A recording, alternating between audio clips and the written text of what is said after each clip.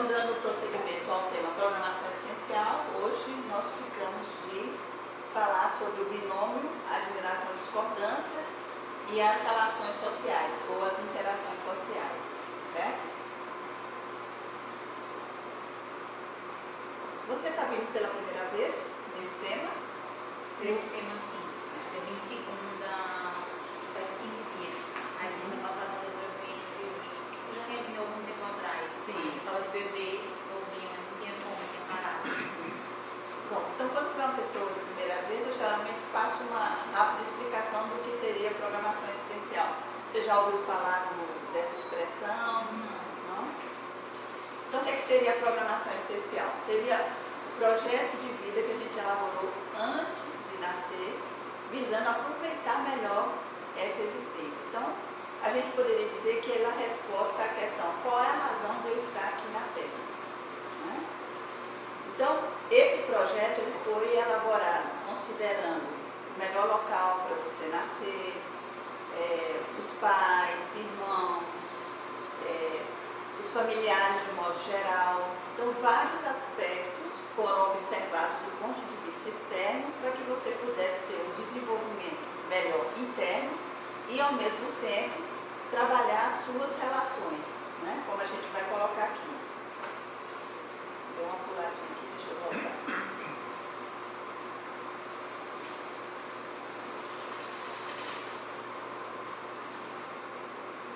Então, ele está baseado em 3 pilares: da autossuperação, reconciliação e assistencialidade. Então, autossuperação diz respeito a você conhecer tanto os seus traços força como os seus traços falhos.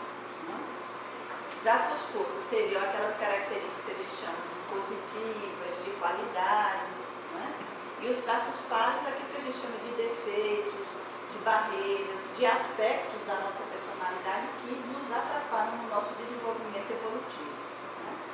Então, essa PROEX, ou Programação Existencial, ela é elaborada visando que você utilizar melhor seus traços força na superação dos seus traços falhos. Certo? O segundo índice seria da reconciliação. Então, a gente considera que essa existência que a gente está tendo agora não é a nossa única existência, a gente está aqui de passagem. Então, antes de existirmos aqui, a gente já existia antes, né? E vamos ter outras experiências em próximas existências, visando essa autossuperação, reconciliação e assistencialidade. Então, nessas vivências anteriores, a gente causou alguns desequilíbrios nas relações. Né? E hoje a gente vem com uma nova oportunidade de reconstruir, de equilibrar, de elaborar esses relacionamentos. Então, por isso que a gente costuma dizer, onde quer que a gente esteja, esse é o nosso lugar para a gente começar a olhar e pensar que ali está parte da nossa programação existencial.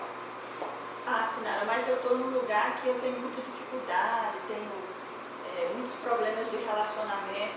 Pronto, essa é uma dicasinha para você de que tem alguma coisa ali para você resolver. Né? E o terceiro tópico aí seria a assistencialidade, que a gente parte do princípio que ninguém evolui sozinho. Né? E nesse processo de autossuperação e reconciliação, a gente vai prestar auxílio, assistência a outras pessoas. Então, a gente costuma falar aqui que a evolução a gente pode usar, pensar em uma escada, né? Onde tem pessoas em degraus acima de nós e degraus abaixo e pessoas no mesmo degrau. Então, aqueles que estão acima estão aí nos auxiliando, né? Nos dando a mão para a gente subir mais um degrau.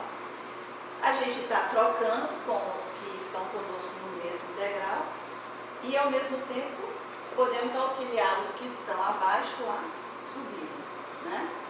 Então, desse ponto de vista, todos nós sempre temos alguma coisa a oferecer, né? A contribuir com outras pessoas. E hoje, né, nesse momento que a gente vive, a gente percebe que não existe nada, né, que a gente vá fazer no nosso dia a dia que não dependa de outra pessoa. Então, nossas atividades do dia a dia sempre estão relacionadas com outras pessoas. E hoje é mais fácil a gente perceber, por exemplo, qual é o impacto que nossas ações causam, né, ao nosso redor. E aquele que encarna com uma programação tão baixa, de nível tão baixo, encarna, esse nem se auto-supera, nem reconcilia e muito menos assiste. Não existe essa qualidade? Aí foi boa a sua pergunta para eu poder dizer que nem todos têm uma programação existencial como a gente está colocando aqui. De que antes de nascer foi orientado, né, pelos amparadores, pelo orientador evolutivo. Nem todos têm esse tipo de programação existencial. Tem algumas pessoas que vêm obrigatoriamente. Então, elas têm uma programação existencial, mas a gente pode dizer assim, porque faz parte do contexto da evolução humana. Então, elas vêm. Mas não foi elaborada, né, planejada como muitos foram. E um outro ponto também é que, às vezes, a pessoa vem com a programação mais ou menos elaborada, mas ainda assim ela não consegue cumprir com a programação existencial. Que aí é o que a gente já falou aqui outras vezes, que são os incompletistas existenciais. A gente sempre fala aqui da estatística triste, né, que apenas 2% da humanidade atinge o status de completista.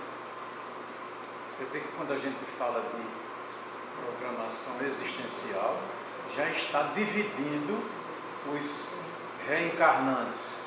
A gente já está no nível melhor. A gente está tratando agora de uma pessoa que já está no certo nível. A gente já abandonou a galera lá de baixo, né? Digamos que fica difícil da gente pontuar, mas um dos pontos importantes aqui na nossa existência é a gente procurar situar qual é o nosso nível evolutivo, qual é a nossa situação evolutiva. Isso é muito importante para a gente trabalhar na nossa autossuperação, né? Como é que a gente faz isso? Justamente olhando nossos pensamentos, nossas emoções, nossas atitudes, nossas reações, né? Onde é que estão, né, os nossos desejos, para onde a gente está apontando as nossas energias. Mas se a gente já ouve esses assuntos da pluriexistencialidade, da multidimensionalidade, já sente uma familiaridade, quer dizer que a gente não é espírito tão novinho, tão bobinho, né? A gente já tem um certo conhecimento que implica numa certa responsabilidade, principalmente sobre nós mesmos, né? Quem são essas pessoas que vêm sem precisar de planejamento? Quem são essas?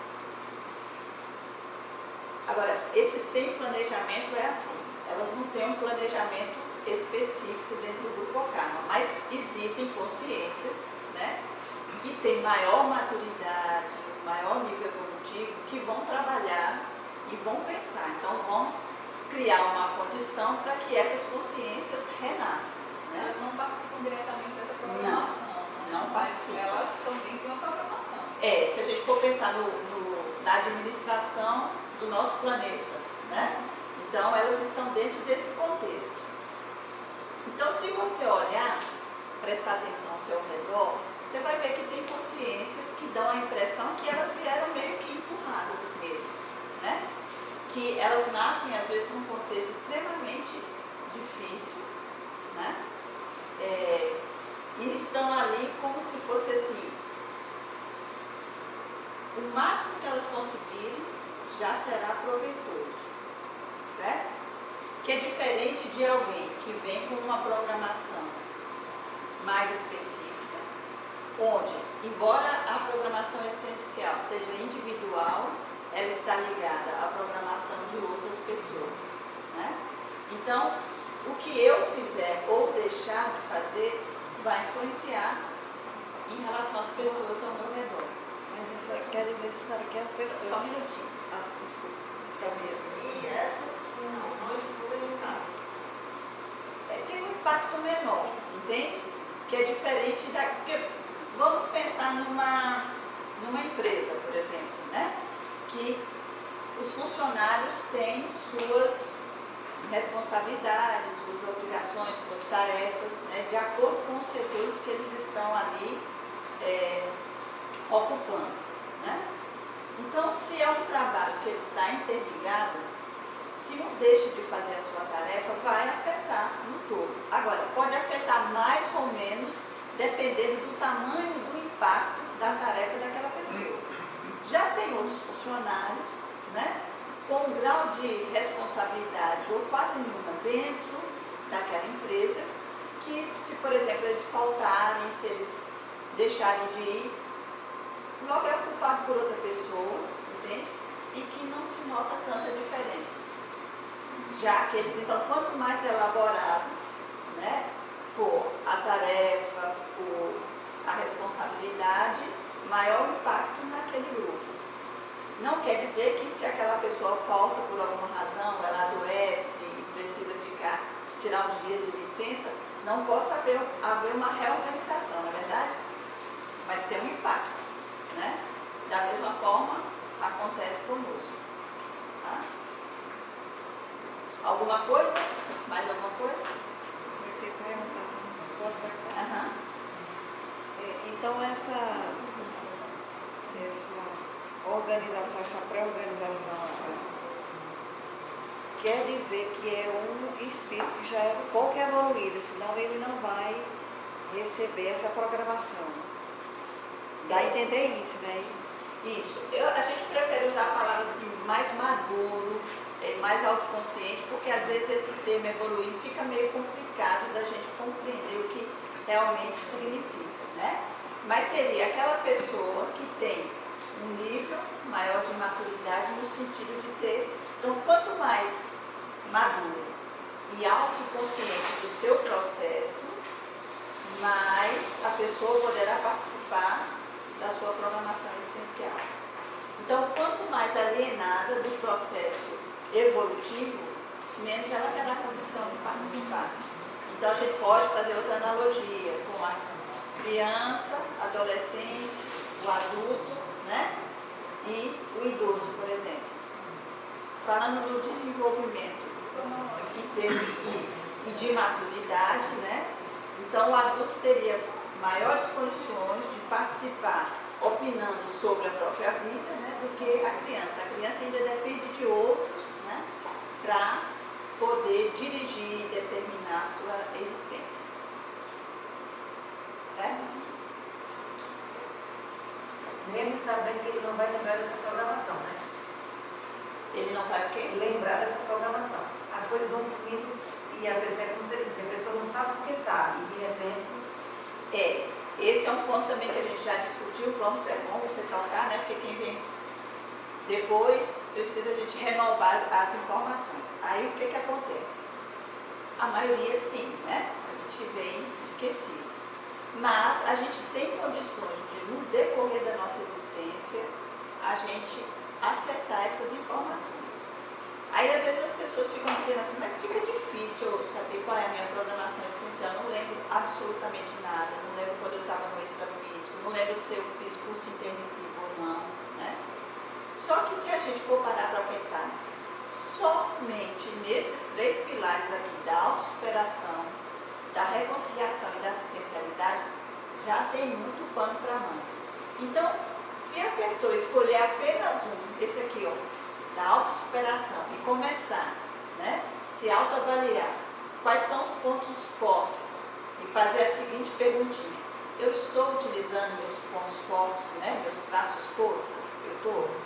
Ou eu sou aquela pessoa que é muito criativa, organizada, mas isso nem aparece na minha vida, né? Aí a outra perguntinha, tá, quais são os meus traços falhos? Ah, mas eu tenho tantos que é até difícil de pensar em todos eles, né? Mas quais seriam os principais traços falhos? O que você acha que mais atrapalha a sua vida? Que atrapalha seu crescimento, seu amadurecimento. Então, se você começasse a trabalhar só nesse pontinho, olha, você já ia dar uma boa dinamizada. Porque o que acontece aí? Quando você começa a trabalhar nesses pontinhos, que são pontões, né? O que acontece? você vai se tornando mais autoconsciente, porque você começa a se observar mais, começa a se dar conta de certos mecanismos que antes você não percebia, porque vivia com a atenção muito para fora, né? Começa a perceber mais pessoas e a gente tem sempre os sinais, como eu coloco aqui, né? A gente tem um amparo, só que a gente é que não consegue ver, porque não está aberto para isso. A gente já falou aqui do exemplo, né? Uma mulher, quando ela engravida, elas costumam dizer que começam a ver um monte de mulher grávida, né? Assim. Então a mente fica mais seletiva. Quando você se interessa por um assunto e começa a se dedicar, de alguma forma essas informações chegam, né? Agora, às vezes tem traços falhos que nos atrapalham nessa busca, né? Porque alguns pontos da minha programação existencial pode estar ligado a reconciliar com algum parente, né? Alguma pessoa da minha família que eu tenho muita dificuldade. E aí encarar isso às vezes é difícil. As tendências, os dons, né? Isso. Mas também apontam para... Apontam, exatamente, que são os traços força e os traços falhos, exatamente. Então, tem pessoas que têm acesso através de lembranças espontâneas, né? Outros através de sonhos, ou com entrevista com um amparador, né? E já outros não. Vão trabalhar para que isso vá acontecendo e possa ir acessando. Mas, a princípio, todos nós temos condições de acessar e trabalhar sobre a programação. E a gente tem uma voz dentro da gente muito forte, né? Que essa voz que ela, se a gente escutar, ela diz muita coisa, né? A minha experiência diz isso também. Não quer dizer que eu a escute sempre, mas parece que tem isso, né? Até de você fazer escolhas porque parece mais prazerosa ou mais conveniente naquele momento, e aí fica essa vozinha incomodando, né? Se tem uma coisa me incomodando, aí a gente às vezes não dorme direito, né? Tem uns sonhos estranhos. Às vezes abafa. Aí, pois é, às vezes quer abafar, mas ainda tem lá um negócio que fica cutucando a gente, né? Então, esse negócio que fica cutucando a gente, é interessante que a gente preste um pouco atenção, né? Bem, então, como a gente já falou aí, ninguém evolui sozinho, né? Só que manter-se em convívio sadio com a sociedade é necessário para podermos trabalhar na renovação da sociedade, na renovação dos nossos traços falhos, na utilização dos nossos traços força. Só que aí existe uma diferença que a gente precisa fazer, né? Porque tudo bem, tem que ter um convívio sadio para que as coisas aconteçam, né? Mas a gente precisa fazer uma diferença entre adequar-se para produzir mudanças, certo? E enquadrar-se para ser aceito. Então, no primeiro caso, vai implicar em quê? Na flexibilidade para você conciliar, né, as suas dificuldades pessoais com as necessidades grupais. Então, você vai ter o famoso jogo de cintura, né? Mas você vai precisar se posicionar, vai precisar se colocar. A gente já colocou aqui várias vezes que a gente, observando a nossa sociedade, a gente percebe que ela é uma sociedade patológica. Ela não favorece o nosso crescimento, não favorece o amadurecimento. Ela não favorece que a gente entre em contato conosco, né? Ela favorece que a nossa atenção fique fora o tempo todo, né? E aí, muitas vezes, o que a gente vê acontecer é que as pessoas, para ficarem bem adaptadas, elas sucumbem, né? Elas simplesmente seguem o fluxo. Enquanto que o desenvolvimento, a maturidade, como a gente já falou e hoje a gente vai repetir aqui em outros momentos, implica em seguir no contrafluxo, né? Então, às vezes, aquela vozinha interna está dizendo, siga pelo caminho da direita, mas todos os seus amigos, familiares estão indo pelo caminho da esquerda, né? E aí você fica confuso, mas espera aí, eu estou me sentindo pressionada a ir por esse caminho. Mas essa voz está dizendo, então não é tão simples assim, porque aí a gente precisa parar e olhar para a gente. Eu parar para ouvir essa voz.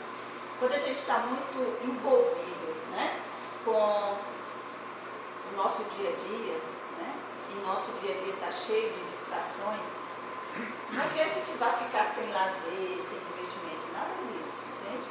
Mas é ter que tomar cuidado com as distrações. Então, lazer deveria ser alguma coisa para nos energizar, né? Mas às vezes a gente usa o lazer e depois fica cansado, exausto, né? Acho que não só lazer, por exemplo, o trabalho. Quando o trabalho se torna algo, Sim, adoecedor. Tem instituições assim, que quando você ouve as pessoas que trabalham lá, você vê que não é só um ou outro que está adoecendo, não. A instituição está doente. E aí a gente precisa começar a pensar que é possível ter divergências sem desunião. Por isso que é muito importante a autoobservação, porque há uma flexibilidade muito grande nas circunstâncias, no relacionamento. Sim. Né? Por exemplo, a troca de energia. Se você, por conta de sobrevivência, precisa de trabalhar num ambiente de energia pesada, você, sei lá, você tem que se esforçar demais para sair dali inteiro. E aí É como quem entra na lama, tem que sujar. Isso. Mas a forma como você vai se sujar vai depender. Bem, quando do tem seu consciência gabarito, disso, né? já começa a sair mais limpo. Pelo menos é a minha esperança. Já não abre a boca para entrar lama na boca, fecha os olhos. Né? Aí eu trouxe umas perguntinhas aqui para a gente começar a refletir sobre o binômio, né? Admiração e discordância. Será que é possível discordar de alguém e ao mesmo tempo admirar muito essa pessoa? sim, sim. Parece que vocês acreditam, né? Será que é possível querer muito bem uma pessoa? Será que isso significa ter que concordar em tudo, todo o tempo com ela? E será que em relações harmoniosas, eu escuto às vezes muito isso, né? Eu estou em busca de uma relação harmoniosa. Chega a me dar um arrepio. Porque muitas vezes a pessoa está dizendo assim, olha, eu estou em busca de alguém que se enquadre na minha caixinha, né? Que eu diga, levante os braços, ela levanta, abaixa, abre os braços, né? Como se fosse um show de hipnose, né? Então, será que relações harmoniosas implicam em afinidade total?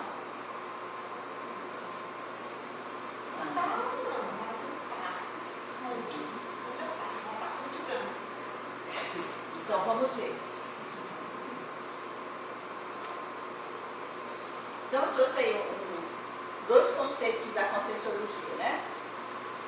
Não, mas antes disso, eu trouxe o conceito de admiração e o conceito de discordância, tá certo? Então, a admiração seria a ação ou resultado de admirar ou admirar-se, ou ainda um sentimento de estima, orgulho ou simpatia por alguém. A discordância, ação ou efeito de discordar de situações onde aparecem diferenças de opiniões, a falta de harmonia ou incompatibilidade de pontos de vista. Né? Então, vamos ver agora como conciliar esses dois conceitos. É porque não são antônimos, não, né? Não são antônimos. Isso. Então, o binômio admiração e discordância seria a coexistência do ato de trabalhar em paralelo e criar condições evolutivas ao mesmo tempo. Ou seja, o ato de conjuntamente manter pontos de vistas, inclusive filosóficos distintos, entre as consciências intrafísicas e enfatizar os traços força acima dos traços falhos alheios.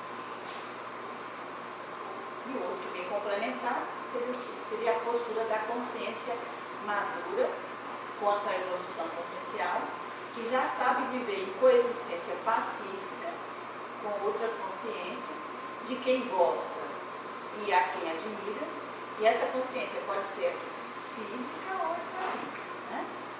De quem gosta e a quem admira, e ao mesmo tempo com a qual não concorda sempre ou 100%, né? Quanto aos pontos de vista, opiniões ou posicionamentos pessoais. Então, a consciência que é capaz de vivenciar o binômio admiração e discordância, né? Ela observa que há sim discordância em relação a alguns pontos de vista, pode haver discordância em relação a valores, mas ela não perde o foco de que aquela pessoa também tem aspectos positivos. Por sinal, para ter essa coexistência pacífica com a outra consciência, Sim. seria como uma pessoa que não tem coexistência pacífica com ela mesma, ter uma coexistência pacífica com outra pessoa. Pois é, esse é um dos dificultadores, né? A gente vai falar sobre isso aqui, mas a gente pode dar uma adiantadazinha. Porque lembra que a gente já falou que nas relações, quando a gente estava falando nas outras palestras, sobre relações interpessoais, sobre relações românticas, que a gente disse que a gente não se relaciona com o outro exatamente como ele é, né? Que a gente projeta aquilo que a gente tem dentro do outro, né? Então a gente vê o mundo por lentes, né? Então se as minhas lentes são azuis, eu olho para as pessoas, né? Vendo azul ali. Então a gente não costuma ver no nosso nível evolutivo as pessoas exatamente como elas são, né? Então a gente tem os nossos preconceitos, os nossos pontos de vista. A gente naturalmente, a gente elabora teorias sobre pessoas que a gente conhece, né? Quem é que talvez já não tenha passado por aquela ocasião, né? Onde tomou uma certa atitude, vestiu uma roupa, ou disse que estava fazendo determinado curso e alguém olhou, você, isso não parece com você, né? Só que, o que ela quer dizer com isso? Isso não parece com a teoria que ela construiu de você, né? Sobre você. Então, partindo disso aí, a gente vê que dificulta e muito. Aí entra o que Leopoldo colocou, né? A importância da autoobservação e do autoconhecimento. Porque uma pessoa madura não é uma pessoa que vai ter necessariamente a lente transparente.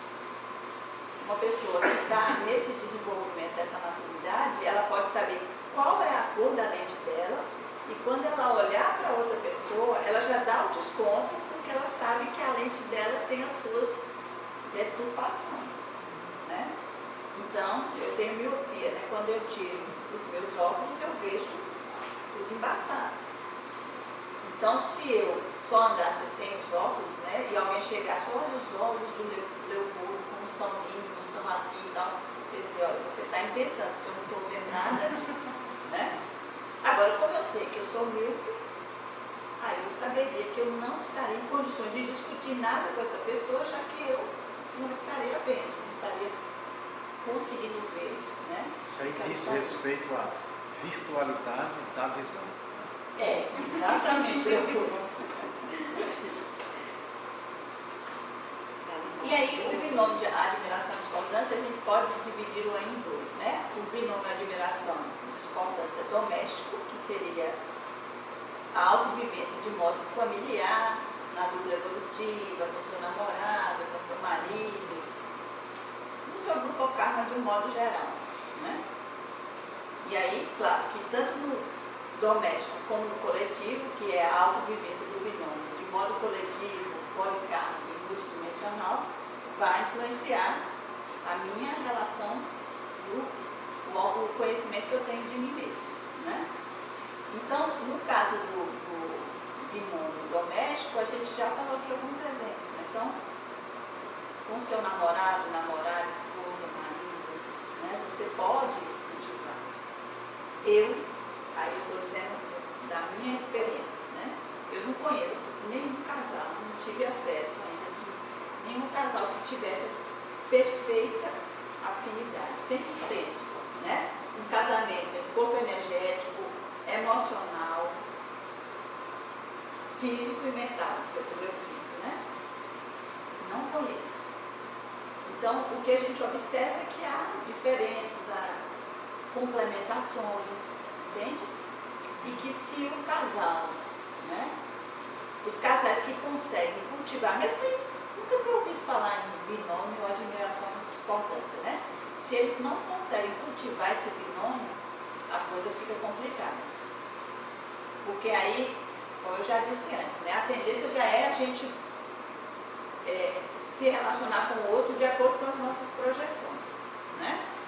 E se eu não consigo nem ver os pontos que eu considero positivos no outro, fica difícil, né? Mas aí, quando a gente lembra que a maior parte das nossas relações são kármicas, nosso desafio não é pequeno, né?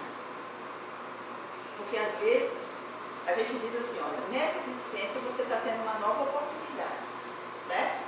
Só que, do ponto de vista energético, seja em relação às emoções, o que você transmite nas suas emoções, o que você expressa através dos seus pensamentos, sem falar nada, você passa uma qualidade, né? Então, às vezes você é uma pessoa maravilhosa, ótima, só pensa, né, no bem do outro, dedicado, mas você tem lá alguma coisa do seu passado que às vezes o outro capta também, né? Então, quanto maior conhecimento você tiver de você mesmo e desse funcionamento, mais fácil será aplicar esse binômio.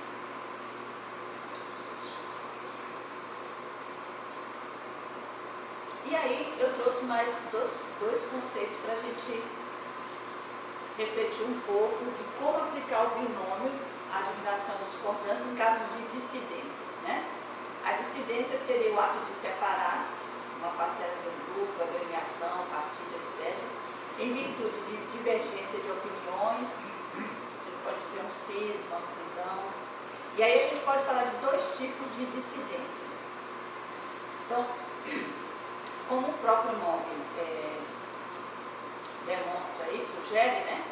Temos a dissidência deficitária, que seria aquela dissidência que vai atrapalhar, vai subtrair, né? E a dissidência superavitária. Na dissidência deficitária, nós temos um exemplo de, durante a existência intrafísica, por ter pouca flexibilidade para conseguir conciliar as dificuldades pessoais e as necessidades grupais, a pessoa afasta-se do seu grupo evolutivo, né? Então, vamos supor que é aquela pessoa que ela tem como um dos principais traços falhos o autoritarismo. Mas ela nem se dá conta ainda, ela não se tocou que ela é autoritária. Então, ela entra num grupo de trabalho, num grupo de autoconhecimento, e a tendência dela é sempre que a opinião dela prevaleça, né? Ela tem dificuldade de escutar as outras pessoas, né? E está sempre entrando em conflito.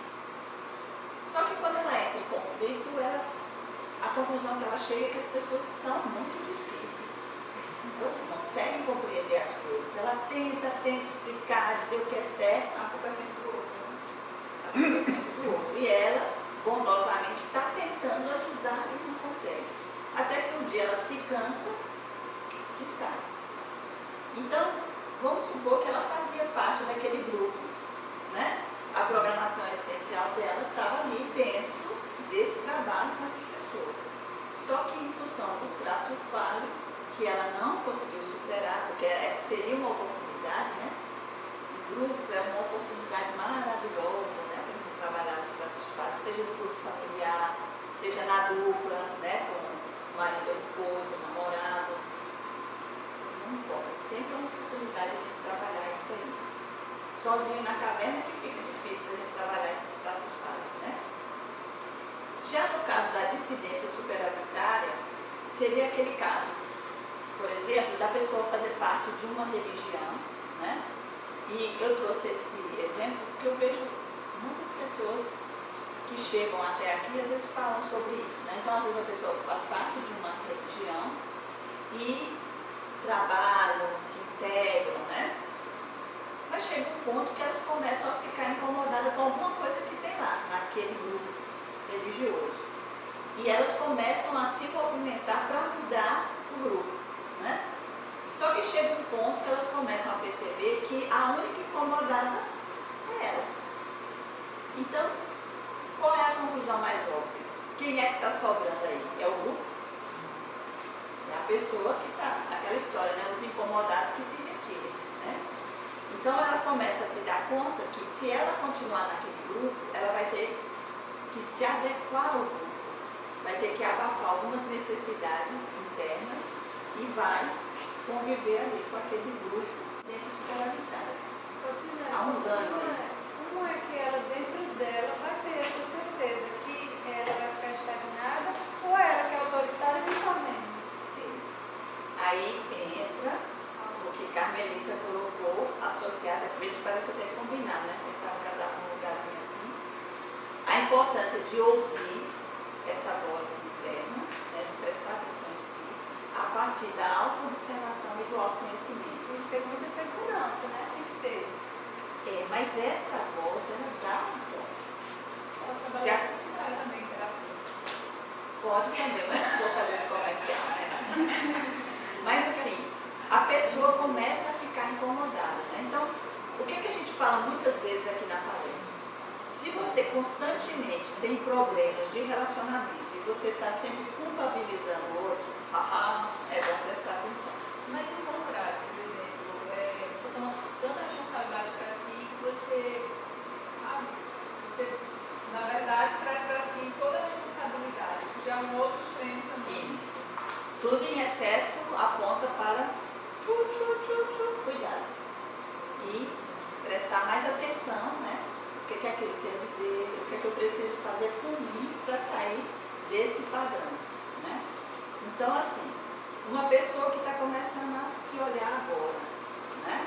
Ela vai ter mais dificuldade, é possível, certo? Mas, o que é interessante é que o sofrimento, o incômodo nos auxilia muito. Às vezes a pessoa passa tanto tempo, né? Saindo de grupos, pulando de um grupo para outro, sempre com esse discurso. E é interessante porque, como eu disse que tem os sinais que apontam, né, a direção da sua programação existencial, aqui e ali também tem pessoas que nos apontam, põem o dedo na nossa ferida. Às vezes assim, de forma agressiva, não importa, né? Mas tem os sinais também de que alguma coisa ali está. Às vezes uma pessoa chega até, mas você não acha estranho, não? Todos os grupos que você participa acontece isso. Aí às vezes a pessoa diz, é mesmo, né? Pois é, eu sei que acontece, né? Eu sei qual é o meu karma, eu joguei pedra na cruz, que acontece isso comigo. Né? Mas um dia essa ficha vai cair, mesmo que não seja nessa existência, mas um dia. Que a vida é uma permanente experiência. Né? Laboratório. Você está permanentemente experienciando. Mas há pessoas que não procuram ver o resultado da sua experiência. Nem se lembram que existe um resultado a ser focado. Então passam a vida sem diagnosticar aquele ponto, por exemplo, nesse caso da dissidência superavitária, não percebe que precisa cair fora, correr com a cela. Né? Fica ali o tempo todo. Porque experienciar é uma coisa e tomar conhecimento de sua experiência é outra. Dos seus próprios resultados é outra coisa. Mas às vezes a pessoa acredita que esse resultado ele está olhando e está corretíssimo. Sim. Né? Eu estou escolhendo a experiência e estou correta. E o resto é errado. Exatamente. Até que vai Até chegar o aqui. dia que você perceba que aí vai ser uma frustração tão grande. Exatamente. Tem uma coisa muito boa nessa questão de ser, eu digo isso só porque eu estou. Mas tem uma coisa muito boa em ser autoritária, tem coisas boas. A parte de mim, em você gerir sua própria vida, em ser autoritário consigo mesmo, realizar as coisas do seu modo. Sim. A parte de mim é quando você olha para o outro com um certo menosprezo, achando que ele não tem nada a contribuir. Né? Mas a parte bacana em ser autoritária é você poder fazer as coisas. Do seu modo. Agora a gente faz uma diferença entre ser autoritária e autoridade, ter autoridade. Então, por exemplo, quando você tem autoridade, então você tem autoridade sobre a própria vida e, às vezes, no ambiente de trabalho, na família, isso é importante. Tem momentos que a gente precisa, sim, exercitar, vários momentos, inclusive, a autoridade, que é diferente do autoritarismo, né? No autoritarismo, geralmente a gente quer exercer uma força, né, de controle sobre o outro. Claro que no nosso desenvolvimento, né, a gente passa por várias experiências, inclusive do autoritarismo. Mas é bom, a partir do momento que a gente vai adquirir uma certa maturidade, que a gente passe a fazer essa diferença entre autoritarismo e autoridade. Então, o importante é cultivar esse poder sobre si mesmo.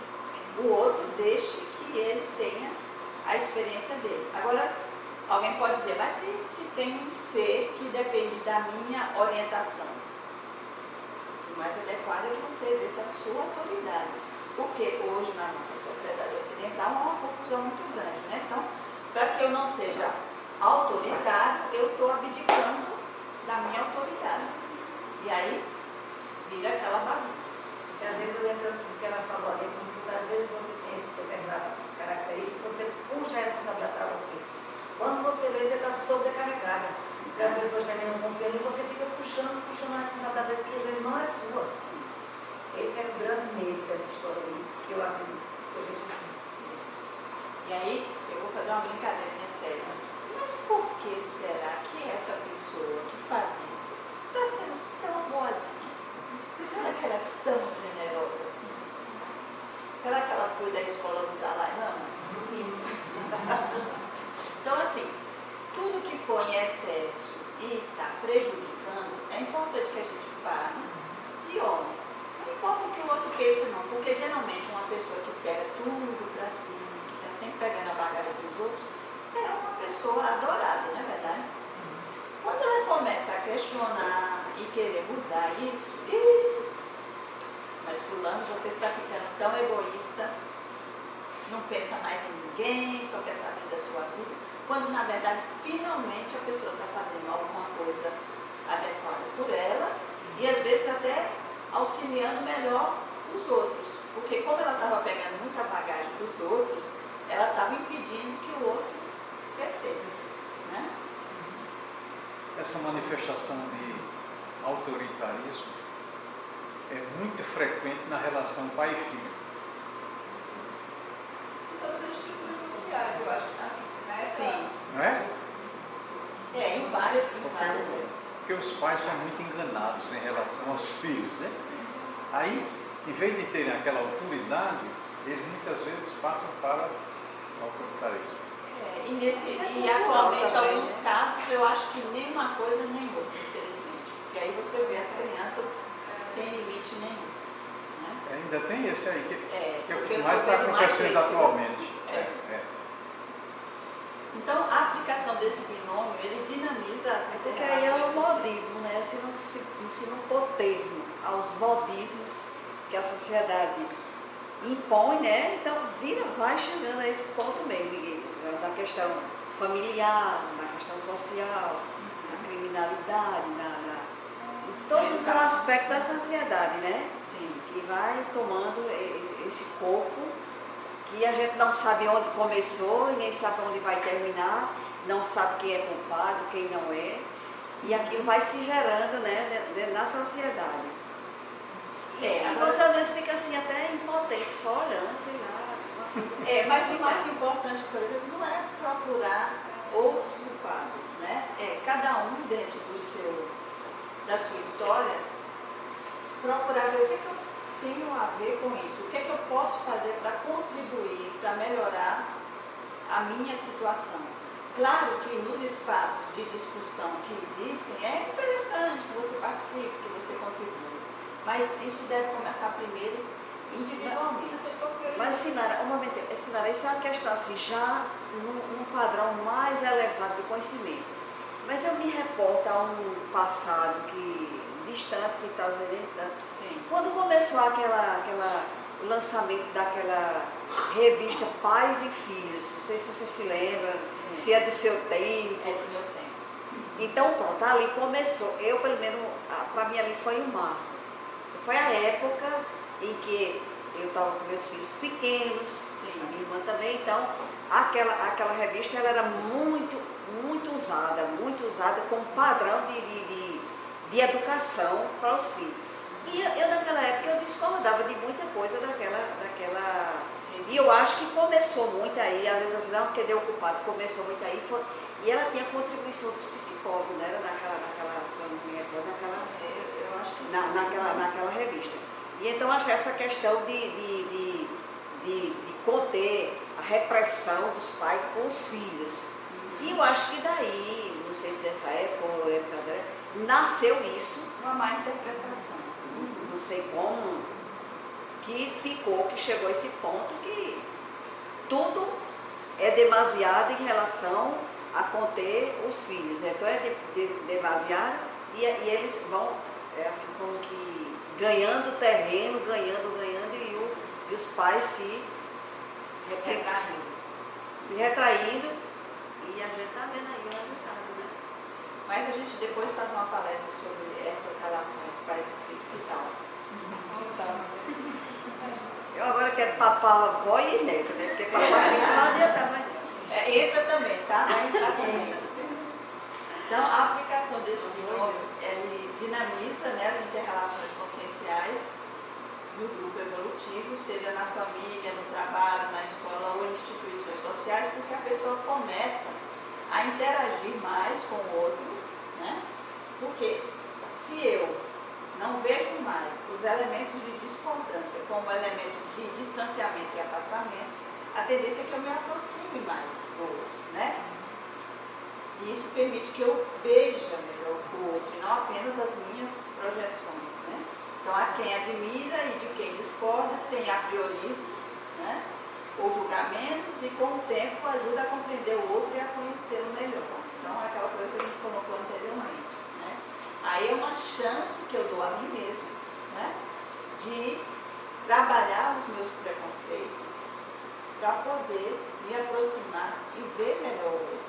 Então, se esse outro, imagina que esse outro é alguém que dentro da minha programação eu me propus a me reconciliar. Então, se antes os pontos de divergência, de discordância, servia de muro separador, então dificilmente eu ia conseguir uma reconciliação, né? Mas se eu consigo dissolver isso, mesmo vendo os problemas, as barreiras, os meus traços falhos, os traços falhos do outro, e eu consigo superar e me aproximar, e aí não precisa ser uma aproximação de agarradinho, não. Pode ser a aproximação que aquela relação propicie, que aquela relação permita, para que você comece a trabalhar os pontos de desequilíbrio. Eu acho que é interessante pontuar, principalmente as relações na família, entre pais e filhos, por exemplo, porque a gente percebe que a família é a célula da sociedade. Uma vez que isso é treinado em casa, aumenta-se a probabilidade muito grande de se ramificar para as relações fora de casa. Né? Então, o que eu percebo, na verdade, é todo extremo, por exemplo, um pouco do autoritarismo, né? Das relações paternas e maternas, a imposição, por exemplo, e a não permissão do filho discordar, mas simplesmente seguir, são reflexos, na verdade, que vai passar para todas as instituições sociais. Essa hierarquia rígida, inflexível, de quem está acima manda e quem está abaixo obedece. Então, talvez o aumento ou a clareza da permissão, por exemplo, de discordar e continuar admirando, ou então não saber fazer, e passou, por exemplo, desse extremo ao outro, talvez a liberdade extrema. E aí vai haver um momento que a gente talvez volte ao equilíbrio, né? Então, E quando a gente está falando sobre isso, eu acho que é justamente nesse sentido. Engraçado, Sinara, é que hoje eu recebi o depoimento de um amigo meu, uma pessoa que pelo menos nesta reencarnação nunca ouviu falar nada disso. Sim. Mas o depoimento dele, no momento do choque em que ele se encontrava, o relato que ele fez para mim, ele agiu com toda a inteligência dentro disso que você está passando. Pois é. Isso é o mais importante, né? Ele está obedecendo, né? A partir da experiência dele, certamente já deve ter outras experiências anteriores que o levaram a agir dessa forma, né? E aí começa a acertar, né? Eu estava aqui matutando sobre isso, ele nunca ouviu falar disso. Então, agora, né? Existência. Em cima disso que você está falando, a gente percebe que existem algumas crenças que vão nos influenciar. Então, na nossa sociedade, a gente é levado a acreditar que discordar é algo negativo, né? Então, se eu discordar, eu serei rejeitado, a discordância leva à desunião, a discordância leva ao desentendimento, discordar é faltar com respeito, discordar é insubordinação. Aí E vamos ver. aí, talvez um pouquinho o que você falou, harmonia, afinidade total, né? Então essa questão da falsa concordância. Porque não se Isso. concorda, né? Simplesmente está tentando harmonizar. Adequar. E aí entram os aspectos que podem favorecer o desenvolvimento ou a reafirmação dessas crenças. O autoritarismo, seja na família, seja na escola, seja no trabalho, a gurulatria, né? A religião, a política. Então, onde houver esse elemento, onde a pessoa deve ouvir, né? Simplesmente e engolir tudo que for dito, sem questionar, sem refletir, pode favorecer. Certo? Porque a gente coloca aqui, né? Você colocou aí, da influência dos educadores, né? Dos pais, dos primeiros professores, né? Sobre a formação da criança. Mas a gente não pode esquecer que ali tem uma consciência que já teve várias experiências. Sem dúvida, mas Agora, o que a gente coloca aqui? Chega um ponto, claro, teve um ponto que você não poderia, você simplesmente vivenciava aquilo e você foi influenciado por isso. Mas a partir de um determinado momento que você é capaz de refletir sobre a sua própria experiência, você, aí não é para ninguém acreditar, tá certo? Pense sobre isso. Não dá para você ficar falando que, eu sou assim porque meu pai fez isso, minha mãe, aquele professor, tudo mais. A partir dessa tomada de consciência, você tem condições de trabalhar sobre isso. Porque não é por acaso também que a gente tem determinadas experiências. Como o Leopoldo colocou aqui, é um campo de experiência, é um laboratório para que você se auto-supere, né? não é para todos, mas pegando um pouco sobre a responsabilidade da sua função enquanto pai, que recebe justamente a criança, nós enquanto mãe ou pai, em determinado momento, a gente tem a função, na verdade, de cultivar, dependendo da sua consciência, certos, né? Isso. É nesse aspecto, claro que isso não isenta aquela consciência de ao receber, ou mesmo que receba, quando se torna negativo, quando seja negativo, ela transforme, porque não é o que a gente recebe, é como a gente age o que recebe. Né? Exatamente. E aí a gente sempre procura aqui fugir desse padrão da vitimização. Ok, somos influenciados, a gente influencia uns aos outros, mesmo na vida adulta, mas sempre procurar sair dessa condição, porque a condição de vítima nos congela dentro daquele processo existencial. Né? E aquele de se soltar agora, segurando a ponta. Né? Então, o que é que essas crenças provocam? Né? Vocês já adiantaram aí. Entre outras coisas, a pessoa pode passar a dizer mais sim do que não, né? Isso quer dizer o quê? Que ela passa a concordar com muitas coisas que internamente ela não concorda, isso seja dentro da família, no trabalho, na escola, né? No seu grupo de autoconhecimento, muitas vezes. Evita qualquer situação conflitante. Não, isso vai dar confusão, é melhor não. Né? Termina levando ao quê? A hipocrisia, né?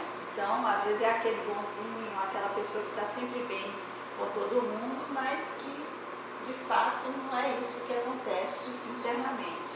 Ela não está sendo coerente com ela mesma. Né?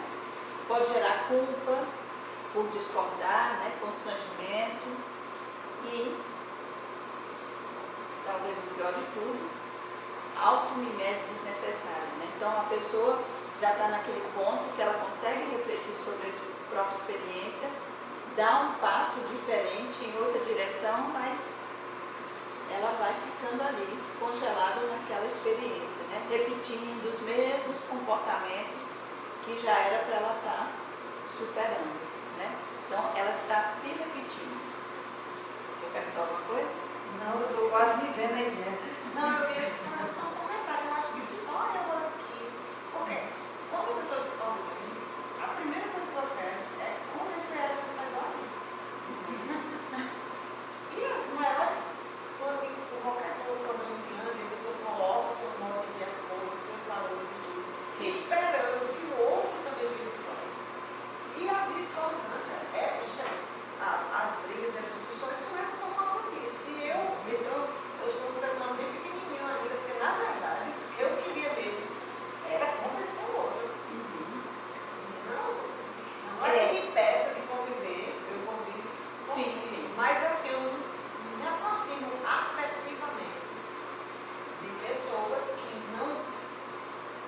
discordam em pontos que eu acho muito relevantes. Por exemplo, pessoas, só para dar um exemplo, pessoas que valorizam muito a questão financeira.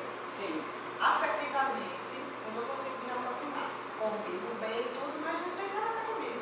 Sim. Entendeu? Estou entendendo. Mas o que a gente está colocando aqui, principalmente, é você não deixar de ver as possibilidades de um trabalho conjunto, de crescimento, de troca. Não estou dizendo que necessariamente a gente vai conseguir amar profundamente aquela pessoa e tudo mais. Não é disso ainda, isso ainda não está no nosso nível, né? Mas a gente está falando aqui de boa vontade e cooperação, né? Porque a maioria das vezes é isso, né? Ou a gente está procurando se adequar para não ficar fora do grupo, ou a gente está tentando convencer o outro do nosso ponto de vista, né? Ou seja, sempre tentando eliminar o ponto, às vezes, de discordância, que é importante, ele existe, mas que não impede necessariamente de haver o quê? Complementações, de haver trocas. O interessante fica mais fácil quando a pessoa que você já conhece, até dar o exemplo. Você já admira que você se relaciona. Sim. E que aí você sempre vê aquela dama, fulano e tal, tem aquela discordância. Meu marido, ele tem muito mais qualidade do que defeito. Mas aí a gente tem que depois botar na balança. Não, chateado por algum motivo, você diz, mas a pessoa tem muita qualidade. É muito mais simples você conseguir trabalhar, eu acho, conviver com essas pessoas, admirá-las e discordar, Sim. do que aquela que você nunca viu, que você está conhecendo agora. Então, na hora que você vai afastar, mas assim, não pensa nem como. A ideia sempre é essa, como você disse. Estou vendo agora pela primeira vez e não combina nada comigo. Então, E não é isso que eu estou essa dizendo, as teorias. Mas eu acho que com o tempo a gente está ficando mais intolerante, né?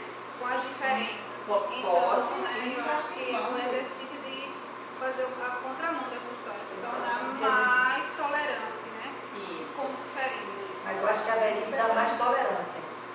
Eu sou Eu sou muito mais tolerante do que antes. Ótimo, veja bem, os dois pontos de vista estão corretos. A pessoa que aproveita as suas experiências, né, ela vai se tornar mais tolerante. É isso que a gente falou aqui anteriormente. Ela vai percebendo que o outro também tem qualidades, que tem possibilidade de troca, que ali existe a possibilidade de aprendizado. Agora, aquela pessoa mais turrona, aquela que tem a síndrome da Gabriela, né? Eu nasci assim, sou sempre assim, essa é a tendência a piorar. Eu tenho uma tia de 82 anos que ela fica sempre me lembrando, e eu acho ótimo, ela diz, olha, a pessoa quando tem certo traço de personalidade, ela tem que prestar atenção quando é jovem, porque quando envelhece piora.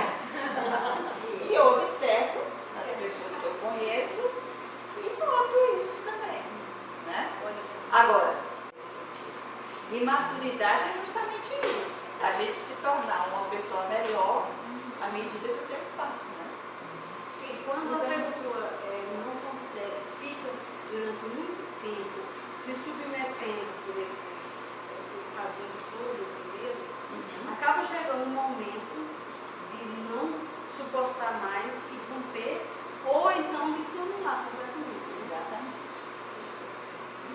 E aí é que é a Melex, quer dizer, a Melin, né? Pode vir a melancolia intrafísica, né? A pessoa adoece, a vida começa a ficar sem graça, tudo cinza e chega com a Melex, né? Com a melancolia extrafísica, né? Então, discordar não significa desentender-se, tornar-se inimigo, né? Então, porque eu não concordei, estava lá numa reunião de trabalho, porque eu discordei do meu colega, às vezes isso gera um grande conflito, porque eu discordei, né? Agora, por outro lado, discordar também não é falar mal de alguém, de alguma coisa. Vocês já viram que tem pessoas que discordam de alguma ideia do outro e começam a atacar o outro pessoalmente? Eles discordaram sobre um valor, um conceito, e de repente, na tentativa de convencer o outro, ele parte para agressão pessoal, né? Então, eu posso não concordar com o outro, ao mesmo tempo respeitar e procurar compreender suas motivações. Até compreender primeiro, tentar compreender para deixar o seguinte, né? Muito.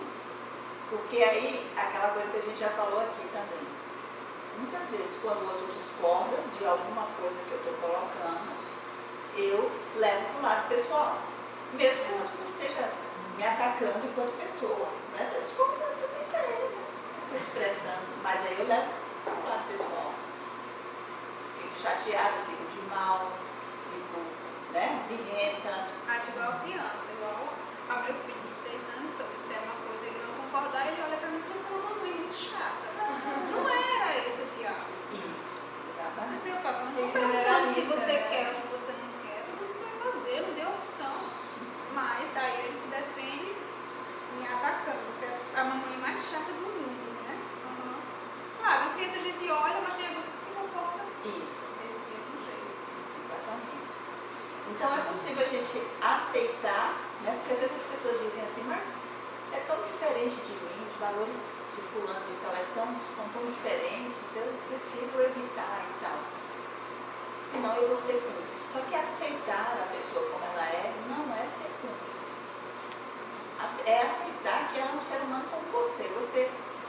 A não ser que você já seja um ser iluminado. Mas dizem que o ser iluminado, aí é que aceita mesmo, né? Assim, então tem alguma coisa aí esquisita. Então nós podemos discordar sem censurar, condenar, negar, acusar, desqualificar ou depreciar o outro por suas posições ou opiniões.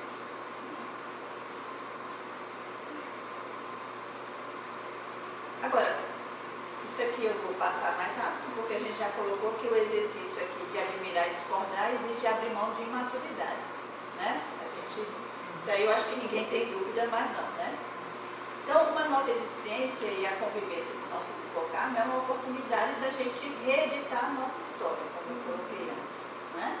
Então, cada existência a gente recebe o nosso livro com páginas escritas, né, das outras existências, mas recebemos páginas em branco, que a gente vai poder escrever os mesmos capítulos.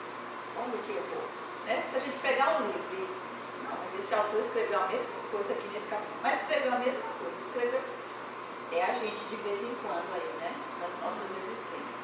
Então a gente recebe páginas em branco para a gente escrever, dar um outro sentido à nossa história, né?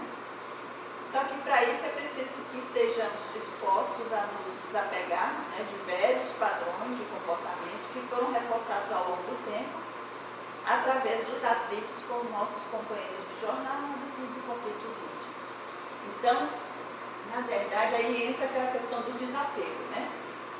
Infelizmente, a gente não se apega só a traços e coisas que são prazerosas. Parece que a gente também se apega a determinados comportamentos que já não são mais produtivos para nós.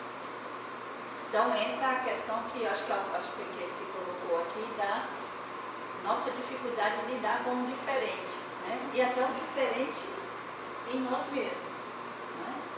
Então a gente costuma dizer aqui que muitas dessas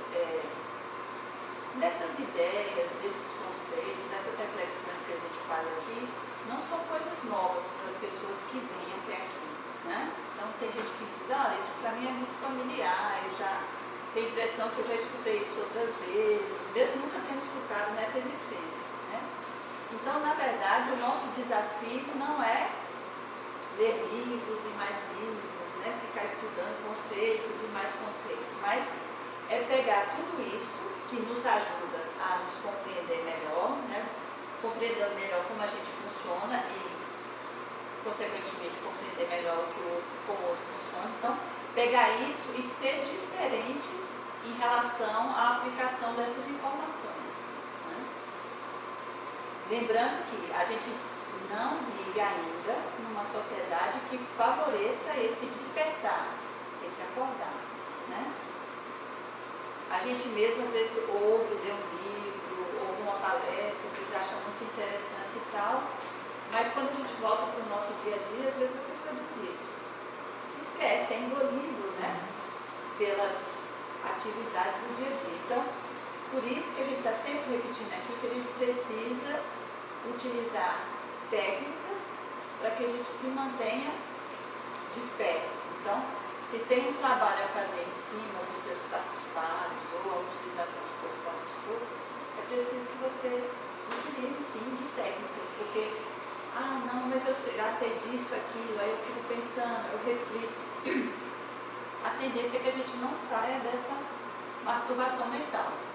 Isso se a pessoa for mais mental. Se for a pessoa que tem facilidade mais de sentir, ela vai ficar sentindo, e não vai sair disso. Se for a pessoa prática, ela vai terminar se envolvendo nas atividades do dia a dia, né? E também não vai sair disso. Então, precisa-se de um planejamento também para que você possa utilizar melhor, né, as ferramentas que hoje estão aí disponíveis, né? Você pagando, gratuitas, não importa, tem de tudo hoje. Agora, aprender a escolher as que são mais adequadas para você. E aí, para finalizar, a discordância é salutar para o crescimento do grupo e para as renovações, né? Do contrário, senão é rigidez.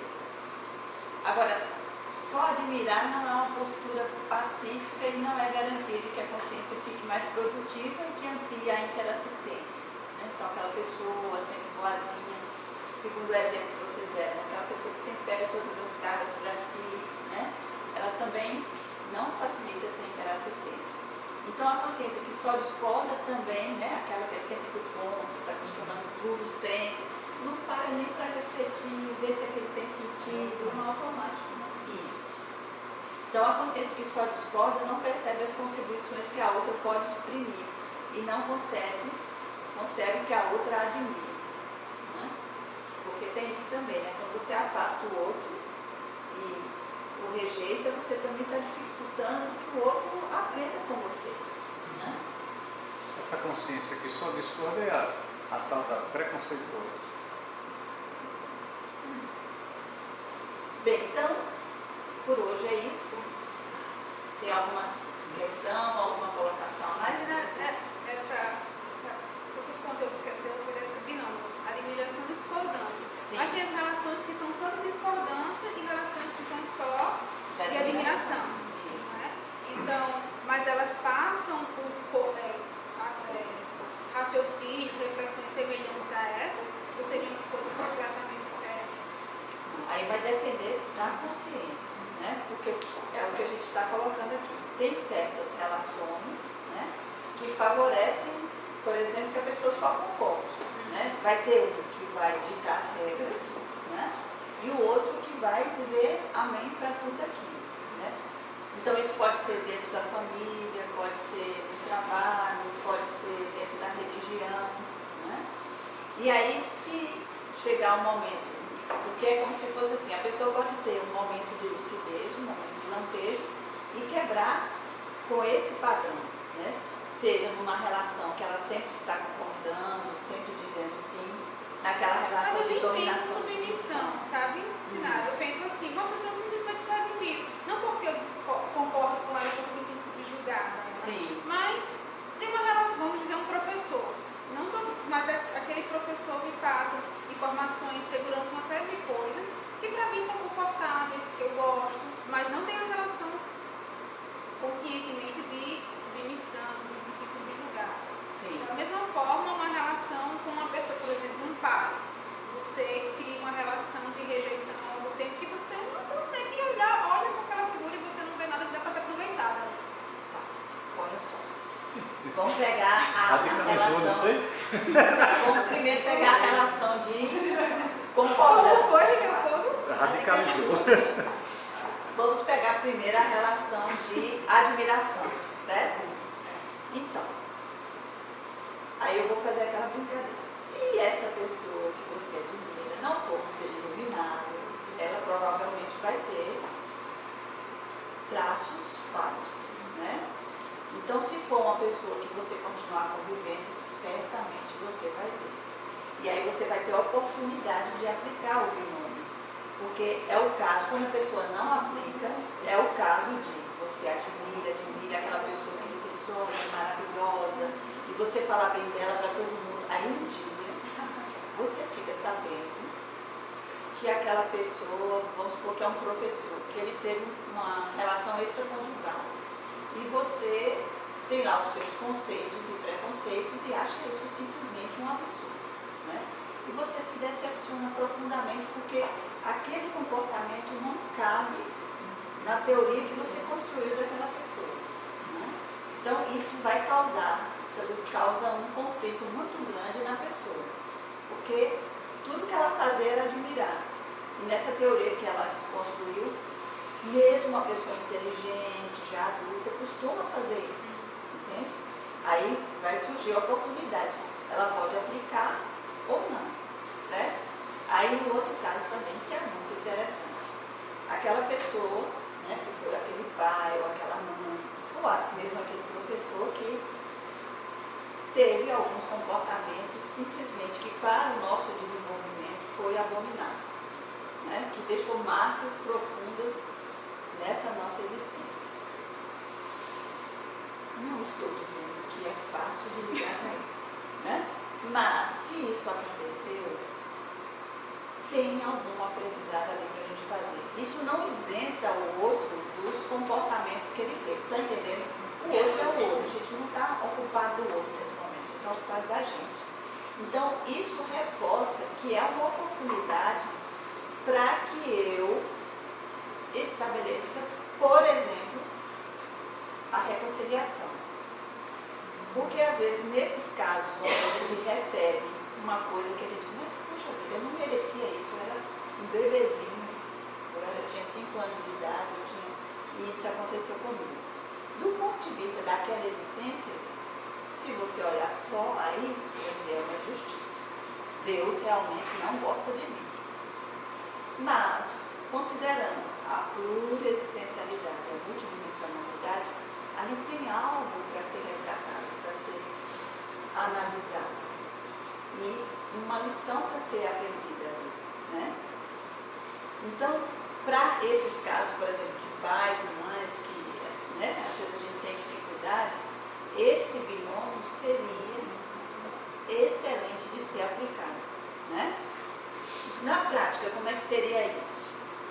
Aí, ela colocou ali, às vezes o marido pode discordar dela ou ela pode discordar do marido.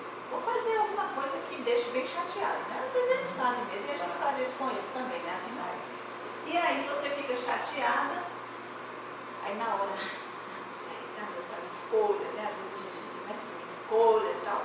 Mas aí quando você para, que a emoção vai baixando, você começa a refletir sobre os outros pontos positivos também, né? Só que aí ela diz, é mais fácil, é uma pessoa que eu já gosto, tal. E quando é esse pai ou essa mãe que dificulta o relacionamento, o que é que acontece aí? Eu vou precisar de um esforço maior. Porque aí, muitas vezes, o nosso trabalho é esse mesmo.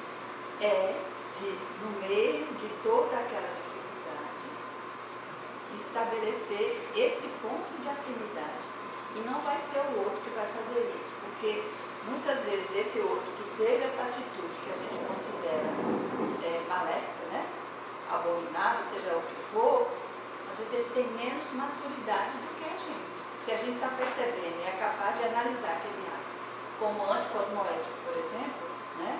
Significa que é possível que a gente tenha um pouquinho mais de percepção do que ele. Então, o que a gente conversa aqui? Que a responsabilidade maior seria minha, né? E eu não sei, posso até buscar saber de alguma forma, por que aquilo me aconteceu. Porque esse tipo de situação aconteceu comigo.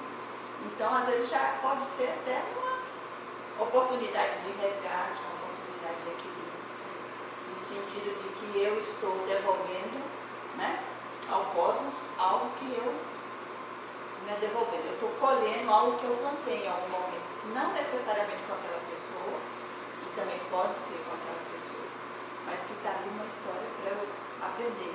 E é muito interessante, né? Porque filho e pai, né? Filho e mãe, né? Não é uma relação qualquer, principalmente na nossa sociedade ocidental, que tem essa coisa da família bem tradicionalzinha e tal, né? Então, isso tem ali um elemento muito forte de aprendizado. Então, um bom início seria começar a olhar para esse outro. Aí tem técnicas que trabalham isso também, de procurar olhar para esse outro, o que ele tem de melhor, quais os pontos positivos. Tem até eu ouvi uma vez mais de uma vez uma palestra dizendo que Chico Xavier, né, quando as pessoas chegavam para ele para reclamar de alguma coisa, de um parente, ou falar mal de alguém, ele sempre tinha algo positivo para ressaltar naquela pessoa. Na minha percepção, ele estava aplicando, e mais do que isso, ajudando o outro a aplicar esse binômio, né, da alimentação psicodância. Lembrando que tudo é impermanente, né? Então, assim, por experiência, eu passei falando no contexto de um professor específico, que eu tinha uma rejeição e, assim, energética, tudo, sabe? Mas eu precisei enfrentar essa relação. E hoje eu tenho gratidão por ele, eu admiro, eu reconheço o aprendizado, o crescimento que eu tive. E eu já observo de outra forma. Então, assim, embora ele continue discordando do método que ele utiliza, mas eu reconheço que ele tem qualidades e que ele contribui para o meu crescimento. Então, assim, hoje eu tenho um sentimento positivo com relação a ele. Se eu não tivesse enfrentado, se eu tivesse rejeitado ele embora, isso não teria acontecido.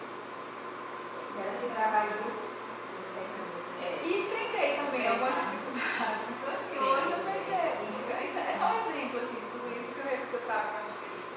E isso termina nos fortalecendo. E aí vão implicar em outras coisas na história do perdão, né?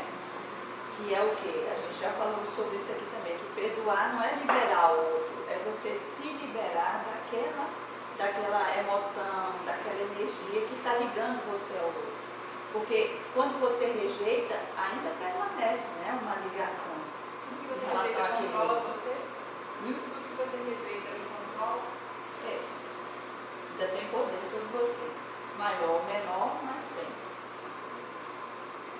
Quando você não consegue resolver seu sentimento, né? Geralmente, quando você diz, eu estou rejeitando, mas você não.